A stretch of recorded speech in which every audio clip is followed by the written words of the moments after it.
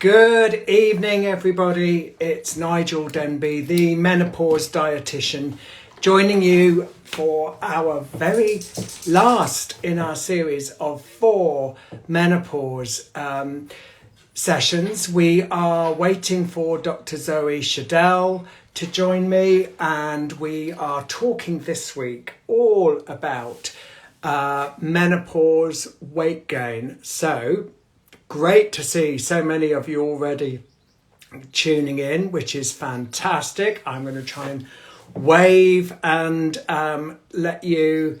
Here comes Dr. Zoe. So let's see now if I can ask her to join. There we go. In just a moment. It's been brilliant actually being with you for the last few weeks. We've really enjoyed it. You've been fantastic. There she is.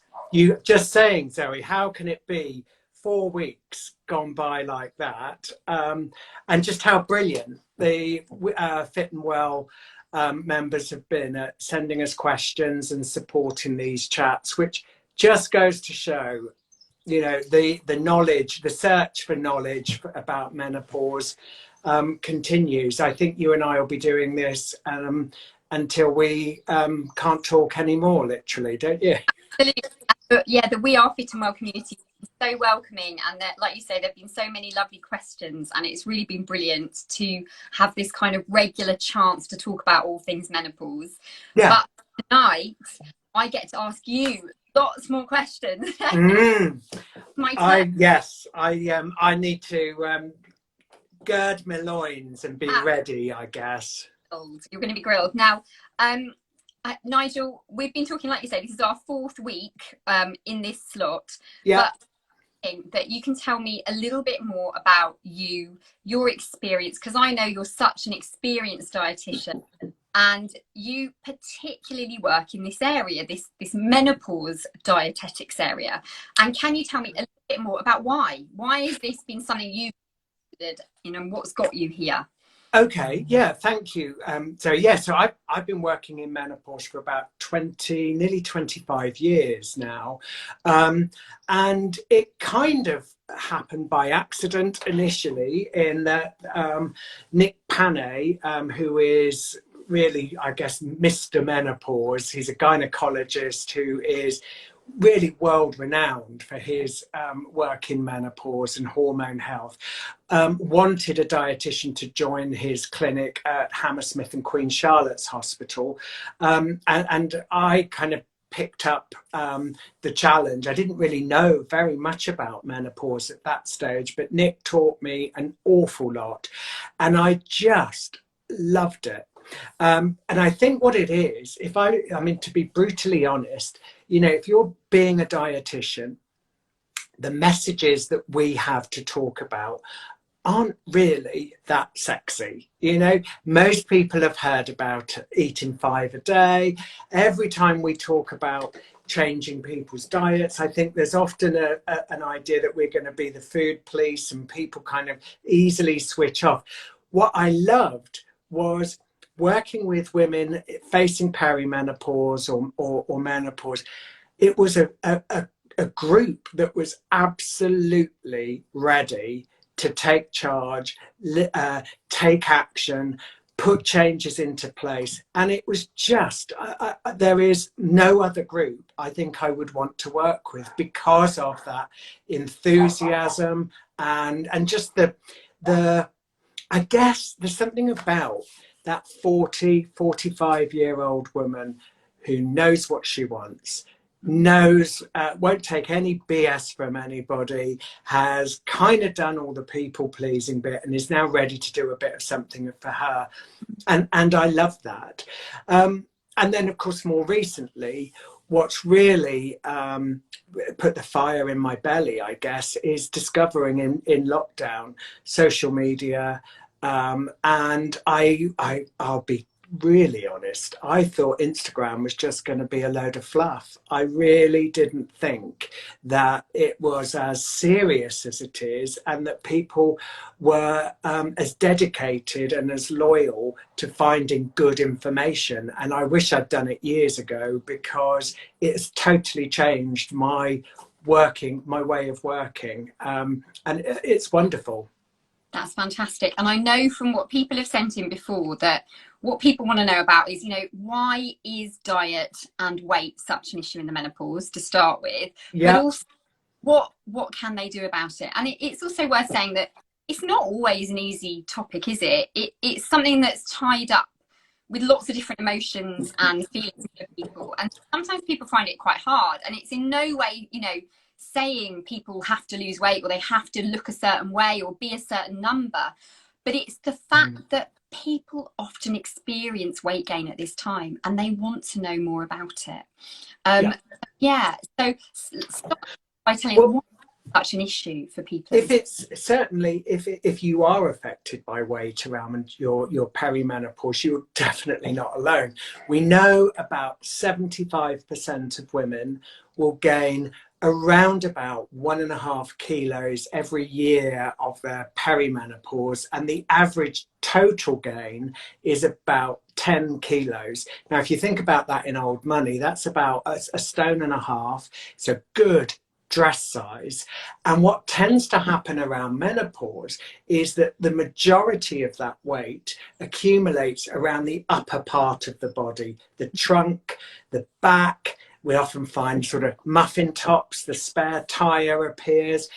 And that's for a very good, sound, logical reason. It's that old mischief maker, estrogen again. Estrogen is that hormone that really makes you female. It gives you your female characteristics, including your feminine shape. So that hourglass figure, nipped in waist, larger on the hips. Men don't have that nipped in waist that women do. And that's because of estrogen. Estrogen is controlling where your body lays down its fat. And as your estrogen levels fall, the way you lay down your fat essentially starts going more like a bloke, and it becomes much more central, much more straight up and down. Women will often say to me, you know, I was an hourglass and now I'm just like a box on legs. And, you know, I guess what I have to always think is there are so many elements to menopause, but I think the one that really drives women crazy is this almost what appears unexplained weight gain. And often the women that I see fall into two camps, Zoe. They have either battled with this all their lives and they've been on a diet forever, and by hook or by crook, they have found a way to deal with it. They've usually had some success at some point, but they've yo-yoed. And then there's another group of women who have never had to think about their weight, and all of a sudden this starts happening. And usually those women are furious, absolutely raging that this is going on. The good thing is, as you said, you can absolutely do something about it, but you kind of need to know about the other little bit of the jigsaw as well. So we've got the estrogen falling, but both men and women start losing muscle tissue in the normal pattern of aging, probably from about the age of, about 35. When women's estrogen levels fall, the rate at which that muscle tissue is lost starts to speed up. And that's important because your muscle tissue, the amount of muscle that you have compared to fat tissue, really is the thing that controls your metabolic rate. So for a perimenopausal woman, it's like a double whammy. You're more prone to gain weight because your metabolism is slowing down. And if you do gain it, you're going to gain it probably where you didn't before. However, people sometimes find it hard to lose weight because women often say in clinic, I've gained weight, I don't understand it, you know, I haven't particularly changed what I'm doing. It's also, you know, it's in a different place, you know, they really notice it around their front, and that shape change that you described. but they try what they would usually do to lose weight, and it's harder. And is that something to do with the fact that their muscle mass is dropped? You know, they're not burning as many calories. Is that right? 100%. So, you know, you're absolutely right. Very often women will say to me, but nothing's changed. And you kind of have to say, that's the point. You know, your metabolic rate has slowed down. Your daily requirements, if you just lay flat on a bed for 24 hours, are lower now than they were a few years ago. The other element, as you mentioned, is because of this change in ratio of muscle tissue to fat tissue. If you were able to manage your weight previously with a diet that worked for you in your 30s or early 40s, it's not going to work for you now. This is now a totally different body because it's deficient in estrogen. And even if you're taking HRT, your HRT is enough estrogen to take the edge off those symptoms, but it's not enough to bring you back up to your reproductive levels. And that is the thing, that's where it would need to be in order to change that fat deposition. So essentially, we need to have a new plan, a new way of looking at this. And the beauty, Zoe, is, in my view, this is also the moment to stop the yo-yo, stop the diet, the lose it, regain it, lose it, regain it trap, and actually start out on a lifestyle plan that is going to last you for the rest of your life. Yeah. And I think the other area to mention also is usually the diets that people have followed, you know, short term, the quick fits, the fads, the gimmicks of the past have often involved cutting out a food group or eating in some kind of an odd regime. This, ladies, is no time to do this. Your nutritional requirements are changing. Things like certain vitamins and minerals, your requirements for calcium are nearly doubling at menopause. So this is not the time to start cutting foods or food groups out of your diet. That's so good, Nigel, because actually so much we think about gaining weight or losing weight, it's kind of it's accompanied by this idea that you must restrict things, you must cut things out, you know, and it feels like a really hard time to have that message for women as well, because although it is a time when people feel ready to make lots of change, often it's also a time when their identity is being shaken up. They feel they've lost a fair bit anyway. You know, actually, they're moving into this different phase that might not be so easy. And then thinking, oh, and I have to not eat very much as well, is pretty, you know, it's quite hard. So it's not necessarily about restricting ourselves. Goodness me, no. You know, this has got to be something that you can do for the rest of your life. So it isn't a one size fits all, straightforward, you know, restrictive weight loss plan.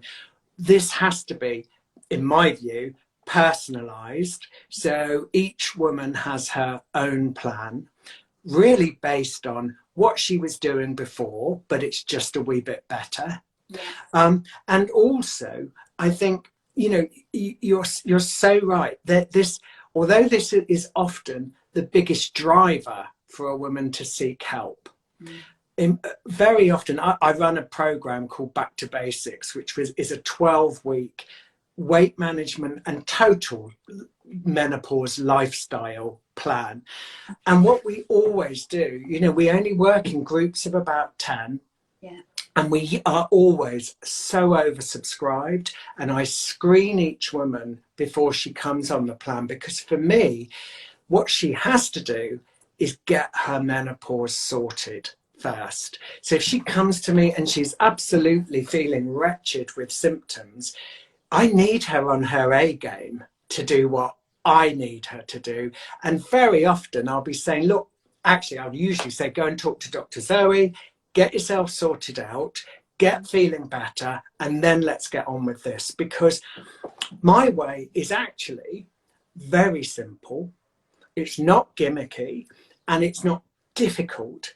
However, it is probably harder to do than any kind of silly diet that you might be asked to do, because what I'm looking for is permanent change, is behavior change, is changing the way you plan food and you think about food, the priority food has in terms of whether you eat slowly, when you're able to recognize that you're satisfied at a meal rather than eating and just until you're stuffed because you're looking on Instagram, watching TV whilst you're eating. We also know that all of us build up a very strong emotional relationship with food. And we will use food to change the way that we feel, whether we feel bored or lonely or depressed or unhappy or anxious or whatever it might be. For an awful lot of us, and particularly for women, that results in an emotional response around eating.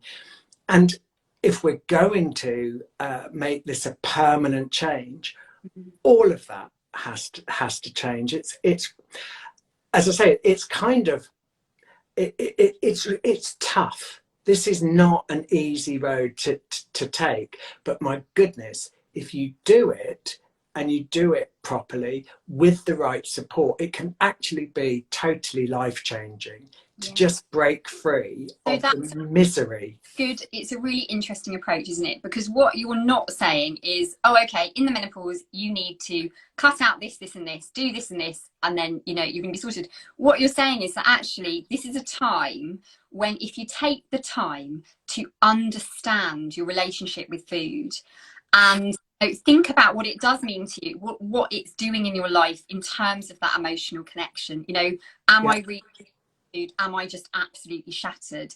Is it because I didn't sleep well last night? Am I stressed? Am I really having no other time for myself other than that time when I'm, you know, shoving the biscuits in?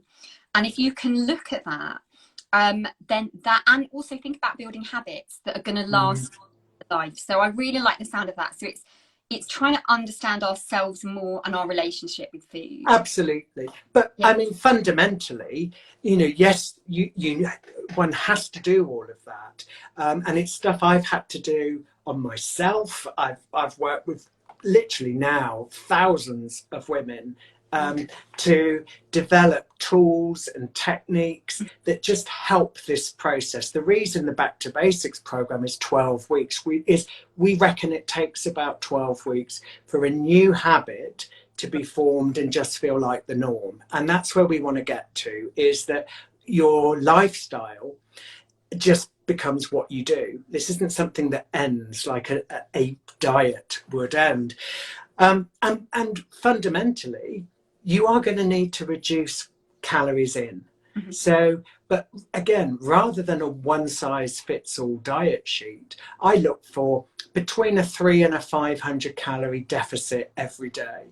And for different women, that means different things. It might mean tweaking and altering your portion sizes. It might mean looking at the way you're grazing in between meals.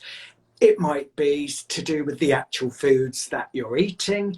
It might even just be, again, that emotional connection with food. You know, what you eat in the car doesn't count. At the fridge door doesn't count. On the train doesn't count.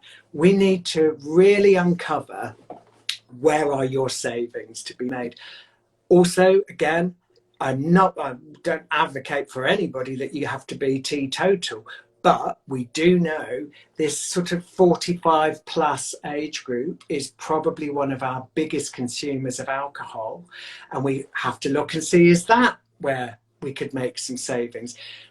But in no time, at no point is anything banned, is anything, there are choices all the way through. And you said about these tools and techniques that you've got to try and make this easier, because this is a process that can be sustainable, that will last. But there are things that can help. And one of the things you mentioned then was the kind of diet sheet, recording things. It can kind of help what is actually the reality of our situation. Absolutely. A lot of this information, these resources are available free of charge on Harley Street at Home. People can just download them from there.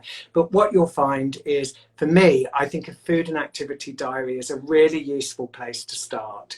This, and in your diary, you want to see what time are you eating. We want to look for the gaps. How you're going for more than about 4 hours without eating. If you are, you're probably getting too hungry and your portion sizes are going to be too big. Then we want to see, of course, what you actually are eating, and the quantities of those. But it doesn't need to be weighed. I mean, we just use household measures, you know, if it's bread, how many slices, if it's butter, how many teaspoons, that sort of thing. Mm-hmm. After we've established what you are eating, I want to see your baseline physical activity levels. And by that, I'm not really looking at what you do at the gym or any classes you do. I just want to see how much you walk, how many steps you do in a day. And then we need to see about where you're eating, because often I know for a fact I will eat very differently in the car on a long journey than I would sitting at my desk or at home. Who are you with? We're often, our eating will change with other people, and most importantly, how are you feeling? Doing a diary for 2 or 3 days, or even a week ideally, actually it gives you all the information that you need, and then together we look at that and we identify where these savings could be made. And sometimes, Zoe, I'm even saying to somebody, look, you don't need to change anything about what you're eating. You know, let's face it now, most women, certainly in their 40s and 50s, who have ever tried to lose weight, have a good idea about what's healthy and what's not. People don't come and see me with a weight problem and eating pie and chips and 6 pints of lager a night. You know, most people's diets are not that horrendous, but there are bits of it that are a bit dodgy. But often I'll say to someone, look, what you eat is fine. You just eat the same amount as your husband. And you can't get away with that anymore. And often we'll look and say, look, you know, cook the same dinners, but when you dish your plate up, imagine it divided into 4 quarters. And let's go for 1 quarter carbohydrate, the potato, the rice, pasta, cereal, or the grains, 1 quarter protein, and half of that plate, vegetable, salad, or fruit. Just shift the food groups around a little bit. Then, once you've got your plate balanced, look at your cupped hands. If you've got more food than that would fit in there, you need to adjust that. Okay. Take that food away and now eat it really slowly, because we know that satiety, that feeling of satisfaction, of had enough, is a slightly delayed reaction. You know, don't forget, as a species, human beings are programmed to gorge. We were hunter-gatherers. Yeah, absolutely. So if we eat quickly, we're following our natural instincts to eat as much as we possibly can, as quickly as we possibly can. If you slow down, you will really recognize, actually, I am no longer hungry. And then that's your cue. That's enough. You don't need to eat anymore. So we've got kind of understanding the impact of the menopause and the perimenopause on hormones. So first of all, you know, understanding what's happening to us in our bodies, the way, you know, the reason behind the shift, the reason it's harder to lose weight. And then it's trying to really commit time to changing, knowing that it's, you know, avoid those kind of fad diets, the restrictive approaches to it. And then it's understanding what's going on for us, you know, maybe recording our food or activity, thinking portion sizes, thinking the balance on the plate of what we're eating. And then go on, sorry. I'm just thinking about your wonderful Back to Basics group that I've had the pleasure of joining. And what also I'm really struck by in that group is the support of a group. And totally. In changing and building new habits. I really think it is. As I've said, I've been supporting women on a one-to-one basis in clinic for years. And then when lockdown hit and everything went online, I was trying to think, gosh, how could we do something? And doing a one-to-one consultation like this is fine. But I thought, I wonder if we could get a small group. And we piloted this first of all. And I suppose, I mean, it sounds like a Weight Watchers club or something. It is totally not that. So we meet once a week in Zoom. We have a WhatsApp group that's private for the group, and the camaraderie and the bond that comes between these 10 women working together is literally mind-blowing. I am just amazed. I've got a group that I'm meeting actually after this live tonight, and this is our last session, our week 12. And these women are already committing, you know, that they're all going to meet up in the next few months. They live all over the country. We've had women from Australia, America, the United Arab Emirates. So, but I think what it is the fact that they're all doing their own plan. Mm-hmm. There are some similarities. A lot of people are working on portion control or getting their steps increased. But the one thing they are all doing, they are all dealing with perimenopause. They are all dealing with a process of change and understand how hard that is. They are all being accountable to each other, but also supporting each other. And I think that very early on, they realize if this is going to be for life, I actually don't have to strive to be perfect. All I need to try to do is be a bit better. Mm-hmm. You know, and we've homed in on the food. There are 3 pillars to back to basics. So there's your calorie deficit, there's an increase in your baseline physical activity, and then there's an increase in strength and restorative work. Because remember, we were talking about that muscle loss that happens, that is really responsible for this weight gain. That is the thing you can change. That's where you can wind back the clock. And it's really where the total, the different approach has to come. You can go hell for leather doing aerobic work. You can cut your calories until you feel like you're just eating dust. And it really won't have the desired effect until you start bringing in some strength work to build that muscle back. What things do people do? Usually, I mean, we've looked a lot in the past at Pilates, but the sorts of things that we do, I mean, when I used to just do this in clinic with women, we'd be on the floor and I'd be showing them dead simple exercises. So what you're looking to do really is build up the large muscle groups. That for me is your back, your chest, your biceps, abs, bum, and your quads. So it can be simple, usually about between 2 and 4 sets of 10 of squats, of abdominal curls, of box press ups and bicep curls. It takes about 20 minutes tops.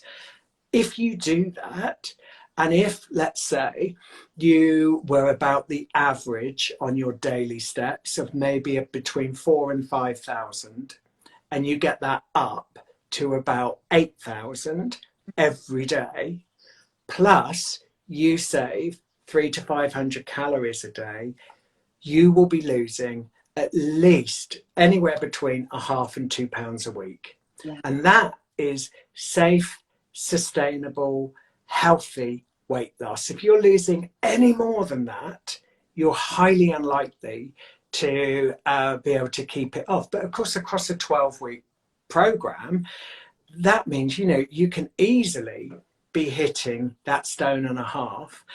And generally, you know, there's a lot to be gained here, apart from just feeling better about yourself and feeling better in your clothes.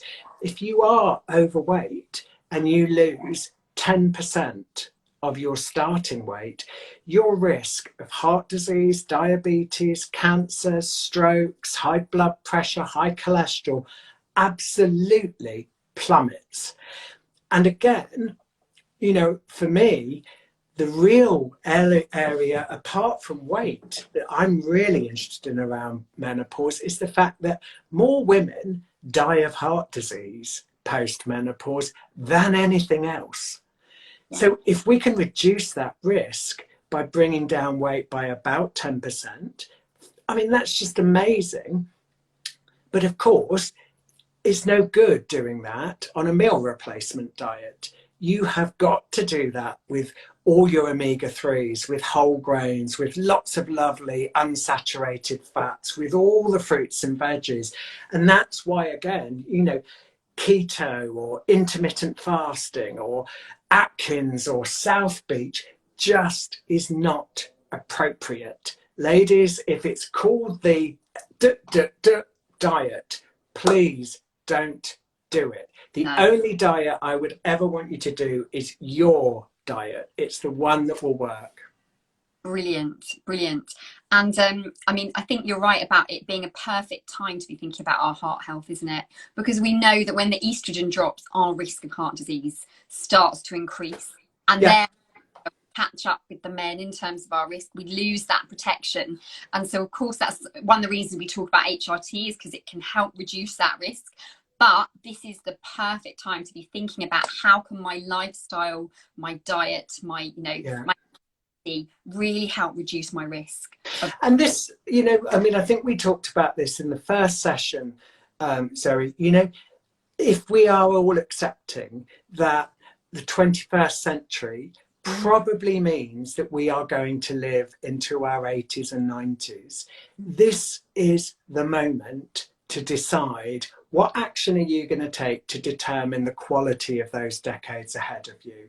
You know, if you want to be an 85-year-old woman who can still do her gardening and decorate her own house and do her own shopping, you have got to introduce some really simple but effective lifestyle elements.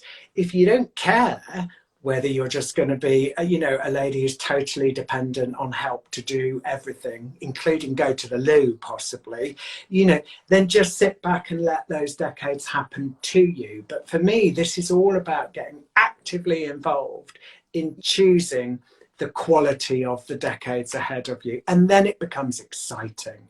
Yes, absolutely. I've had two other things I've had questions about. Yeah. I ask you if you've got time. Cool. One is about supplements. So this comes up a lot. So if you have any thoughts on that. And the other question we go is, where can people find more information and resources and you know, places that they can do things for themselves if they're worried about their weight at the time of perimenopause? Absolutely. Let's think about supplements. Then first of all of you ladies, please start taking a vitamin D supplement every day. 10 micrograms is absolutely super. You don't need a fancy one. You can just go to Boots or Holland and Barrett and buy a once a day vitamin D supplement. Get your kids on it, get your husbands on it, get your wives and girlfriends on it. Everyone ought to be on that. Next thing is, it's not a bad idea for any of us to consider taking a really good quality multivitamin and mineral every day. That, I think, is a decent insurance policy for the days when you just don't do quite as well as you might otherwise in terms of your eating.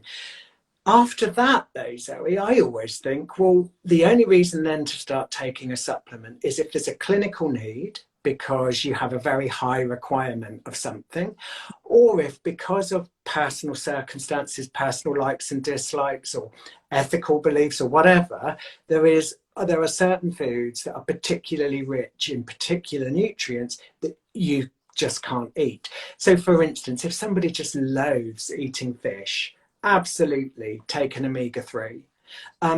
But you know, we see at the minute women popping magnesium left, right and centre like it's Smarties.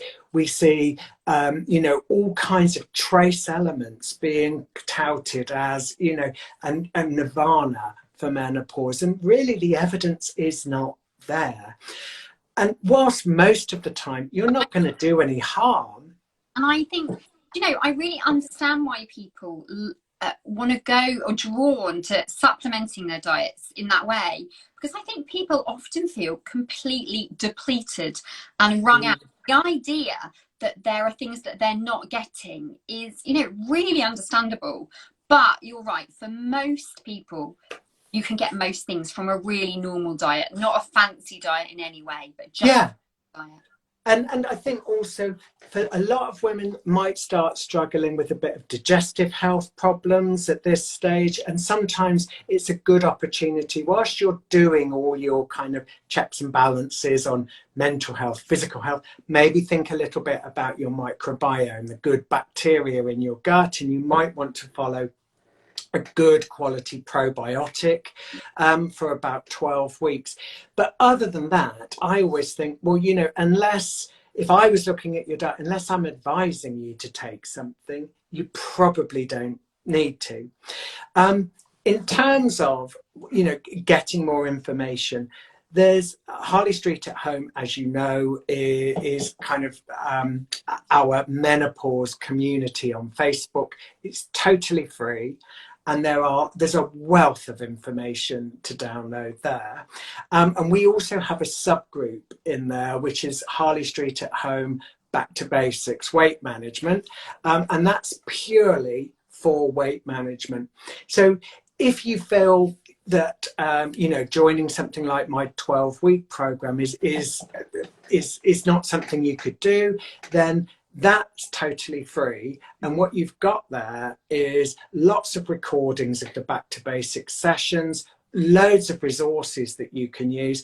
But most importantly, I think something like now 1.3 thousand women all following the Back to Basics programs, doing it together, sharing it as a community. We had to open up the subgroup because Harley Street at Home is heading towards 10,000 members now. It's just going crazy.